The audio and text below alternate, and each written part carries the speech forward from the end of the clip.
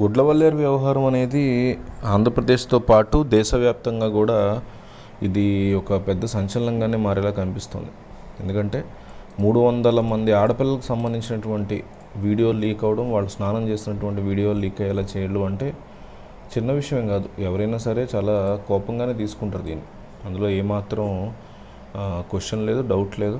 ఎవరు కూడా తగ్గాల్సినటువంటి అవసరం లేదు ఇందులో.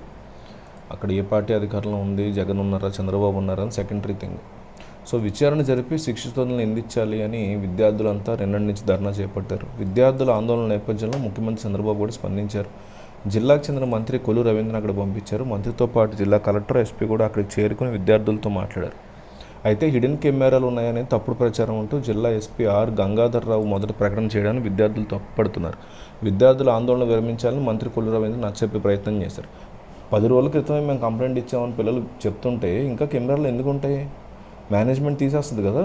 రాత్రికి రాత్రో పిల్లలు తెలియకుండానో, పిల్లలకు ఆపద వాళ్ళ కాలేజ్ శుభ్రంగా తీసి అవతలేస్తారు.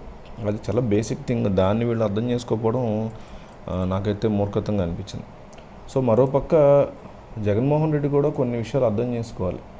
కృష్ణా జిల్లా గుడ్లవల్లేరులో ఇంజనీరింగ్ కాలేజ్లో అమ్మాయిల బాత్రూంలో కెమెరాలు పెట్టి మరీ వీడియోలు చిత్రీకరించారనే అంశం చాలా వివాదానికి దారితీస్తుంది. ఏపీలో బాధితుల తరఫున నిలబడి పోరాడి కూటమి పెద్దలకి ముచ్చెమటలు పట్టించాల్సిన పరిస్థితుంది.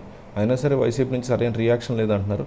కానీ జగన్మోహన్ రెడ్డి పక్క ఢిల్లీ ఆయన పిల్లల్ని కలవడానికి కోర్టు అనుమతి ఇవ్వడంతో లండన్ వెళ్ళిపోయే ప్లాన్ చేస్తున్నారు. ఇది కూడా సరైనటువంటి పద్ధతి కాదంటున్నారు.